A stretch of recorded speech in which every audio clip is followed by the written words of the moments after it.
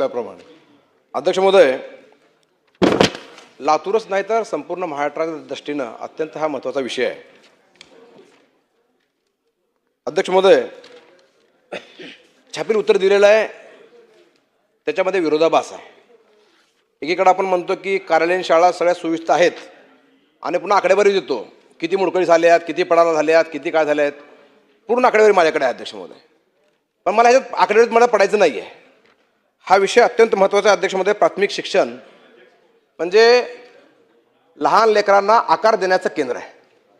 एका अर्थानं चिखलाच्या गोळ्याला आकार देण्याची संस्था ही प्राथमिक शिक्षण संस्था असते.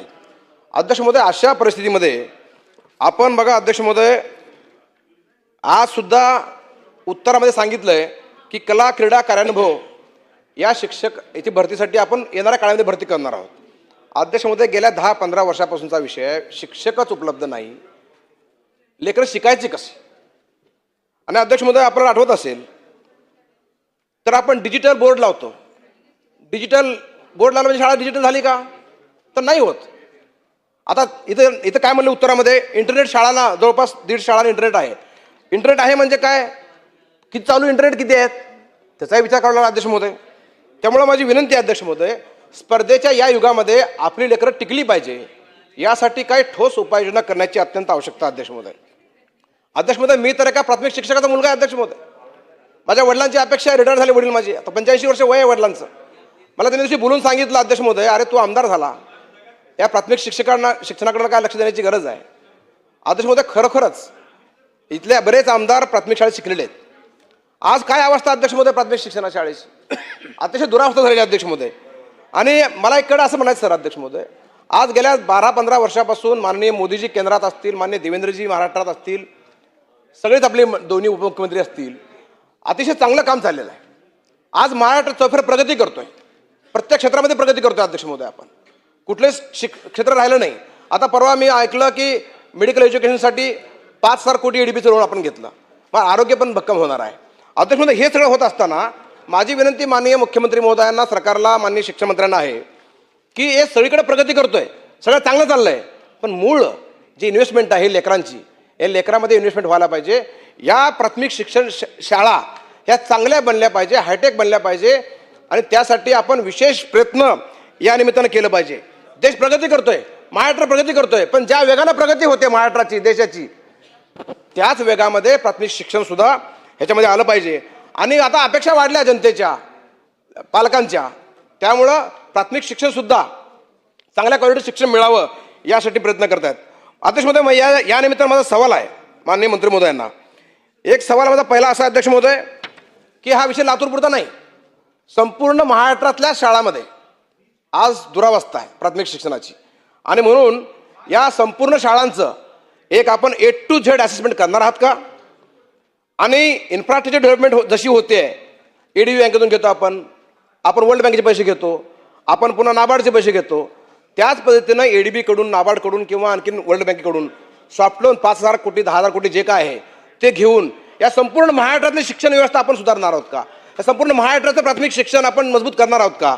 आणि त्याचबरोबर तिसरा प्रश्न अध्यक्ष महोदय, महाराष्ट्र प्राथमिक शिक्षण काय आपल्याला योजना आणावी आणि या योजनेच्या माध्यमातून क्वालिटी एज्युकेशन द्यावं आणि स्पर्धेत पिढी आपली टिकेल, पुढची पिढी, यासाठी विशेष प्रयत्न सरकार करणार आहे का? हे माझे 3 प्रश्न आहेत, याचे उत्तर द्यावे. धन्यवाद. अध्यक्ष महोदय, सन्माननीय सदस्य माननीय आमदार अभिमन्यू पवार साहेबांनी शिक्षण विभागाच्या संदर्भामध्ये आपल्या भावना या ठिकाणी ठेवलेल्या आहेत.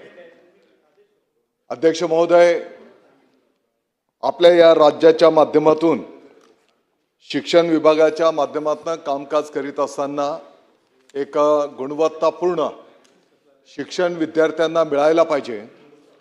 त्याच्यासोबतच ज्या काही भौतिक सुविधांची त्या ठिकाणी आवश्यकता आहे, त्या सुविधासुद्धा त्या शाळेंना उपलब्ध झाल्या पाहिजे, यासाठी विभाग त्या ठिकाणी काम करतो आहे. अध्यक्ष महोदय, भौतिक सुविधांच्या संदर्भामध्ये UDIS प्लस डाटा या प्रणालीच्या माध्यमातून प्रत्येक शाळेमध्ये त्या ठिकाणी बांधकाम, त्या शाळेची परिस्थिती काय आहे, विद्यार्थ्यांचे टॉयलेट असतील, विद्यार्थिनींचे टॉयलेट असतील, पिण्याच्या पाण्याची काय परिस्थिती आहे, खेळाचं मैदानाची काय परिस्थिती आहे, कंपाऊंड वॉलची काय परिस्थिती आहे, किचन शेडची काय परिस्थिती आहे, इंटरनेट फॅसिलिटी आहे का, CCTV आहेत का, या सर्व बाबींची नोंद या UDAIS प्रणालीच्या माध्यमातून त्या ठिकाणी करण्यात येते. अध्यक्ष महोदय, या संदर्भातल्या ज्या काही शाळांच्या पायाभूत सुविधा आहेत या संदर्भामध्ये सुद्धा MPSP द्वारे त्या ठिकाणी सर्वे करण्यात आलेला आहे आणि यासाठी कितीचा निधी लागू शकणार आहे त्याचंही नियोजन त्या ठिकाणी करण्यात आलेलं आहे. अध्यक्ष महोदय, या ठिकाणी मूळ जी काही लक्षवेधी होती त्या लक्षवेधीमध्ये साधारणपणे लातूरचा प्रमुख विषय होता आणि मग राज्यव्यापी या संदर्भातली माहिती त्या ठिकाणी विचारण्यात आलेली होती. अध्यक्ष महोदय, या ज्या काही भौतिक सुविधा आपल्याला उपलब्ध करून द्यायच्या आहेत यासाठी साधारणपणे राज्य सरकार, केंद्र सरकारचा निधी, त्याच्यासोबतच जिल्हा नियोजनच्या माध्यमातून 5% किमान निधी आपण या कामांच्यासाठी त्या ठिकाणी वापरू शकतो. त्याच्यासोबतच कंपाऊंड वॉल सारखं जर काही काम करायचं असेल तर ते मनरेगाच्या माध्यमातून आपण त्या ठिकाणी करू शकतो. जिल्हा परिषदचा शेष निधी आहे, स्थानिक विकास निधी पण आपण वापरू शकतो. सेवाभावी संस्था सुद्धा त्या ठिकाणी सहकार्य करत आहेत. गौण खनिज निधीच्या माध्यमातून पण आपण ह्या भौतिक सुविधा निर्माण करू शकतो आणि CSR आणि लोकसहभागाच्या माध्यमातून सुद्धा अनेक शाळांचं चित्र त्या ठिकाणी अध्यक्ष महोदय बदललं जात आहे. अध्यक्ष महोदय, पाठीमागच्या काळामध्ये शिक्षक भरतीच्या संदर्भामध्ये पण अनेक तक्रारी यायच्या आणि मग पवित्र प्रणाली याद्वारे आता शिक्षक भरती संपूर्ण राज्यामध्ये त्या ठिकाणी केली जाते. आपण मूळ प्रश्नामध्ये लक्षवेधीच्या केंद्र प्रमुखांच्याही संदर्भामध्ये प्रश्न उपस्थित केलेला होता. आत्ताच्या घडीला राज्यव्यापी 4860 ही पदं आहेत आणि याच्या माध्यमातून 50% पदं ही पदोन्नतीच्या माध्यमातून आणि 50% पदं ही थेट भरतीच्या माध्यमातून त्या ठिकाणी भरली जातात. अध्यक्ष महोदय, पदोन्नतीच्याही संदर्भामध्ये सर्व विभागाला सूचना करण्यात आलेली आहे आणि लवकरात लवकर ती प्रक्रिया संपन्न करून ही पदोन्नती त्या ठिकाणी केली जाईल आणि थेट भरतीची प्रक्रिया यापूर्वीच कार्यान्वित आहे. येणाऱ्या आठवड्याभरामध्ये त्याचे निकाल त्या ठिकाणी घोषित होऊन मला वाटतं की 1 महिन्यामध्ये ही पदं पण त्या ठिकाणी नियुक्त केली जाणार आहेत.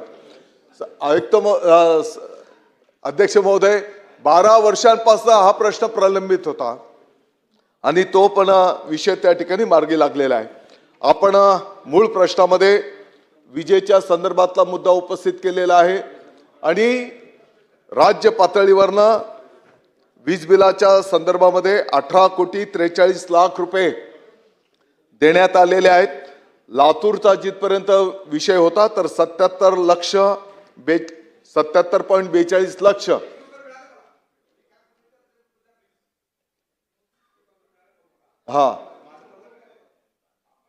अध्यक्ष महोदय, माननीय मंत्री महोदय, आपण सकारात्मक उत्तर दिले लातूर जिल्ह्यासाठी. पण तुम्ही जे आकडेवारी दिले ना, मी तुम्हाला दाखवतो. मी जर खोट निघालो मी आमदारकीचा राजीनामा देईल. मी इतकं सिरियसली बोलतोय. पण मला काय म्हणायचं, एकूण लातूरचा विषय नाही आहे, संपूर्ण महाराष्ट्रातली शिक्षण व्यवस्था विषय. अध्यक्ष महोदय, प्राथमिक शिक्षण जर तिथं जर मुलगा चांगला म्हणला तर पुढची पिढी चांगली बनते. म्हणून अध्यक्ष महोदय, प्राथमिक शिक्षण अत्यंत महत्त्वाचं आहे.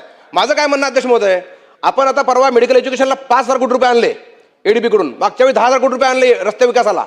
तसं ADB असेल, वर्ल्ड बँक असेल किंवा अजून कुठली वित्तीय संस्था असेल जागतिक, सॉफ्ट लोन असेल, हे घेऊन संपूर्ण महाराष्ट्राचे प्राथमिक शिक्षण व्यवस्था निर्माण करणार का चांगली? आपण एक चांगली पिढी घडवणार का पुढच्या वेळेस?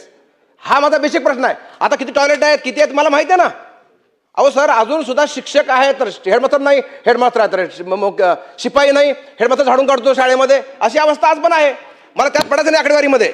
मला संपूर्ण महाराष्ट्राची काळजी आहे. मी म्हणतो महाराष्ट्राचं शिक्षण व्यवस्था सुधारली पाहिजे.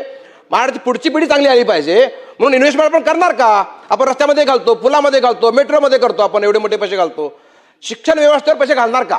हा माझा प्रश्न आहे पहिला. लोन घ्या. अध्यक्ष महोदय, शैक्षणिक सुविधा जास्तीत जास्त निर्माण कशा करता येतील, एक गुणवत्तापूर्ण क्वालिटी एज्युकेशन कसं देता येईल, या संदर्भामध्ये शासनाने त्याचा आराखडा तयार केलेला आहे. मी सन्माननीय आमदार महोदयांना आश्वस्त करू इच्छितो, सभागृहाला आश्वस्त करू इच्छितो, येणाऱ्या काळामध्ये याचं प्रतिबिंब प्रत्यक्ष फील्डवर आपल्याला दिसून येईल आणि एक जास्तीत जास्त विद्यार्थी आपल्या या स्थानिक स्वराज्य संस्थांच्या मध्ये ऍडमिशन्स घेताना आपल्याला दिसून येतील. संजय केळकर. अध्यक्ष महोदय, एक मिनिट. हे उत्तर जे दिलेलं आहे अध्यक्ष एक मिनिट. महोदय, संजय राव. अभिमन्यू अध्यक्ष महोदय, मूळ प्रश्न माझा आहे. अध्यक्ष महोदय, एक एक अध्यक्ष महोदय, मूळ प्रश्न माझा आहे. विजयराव अध्यक्ष महोदय, मूळ प्रश्न माझा आहे.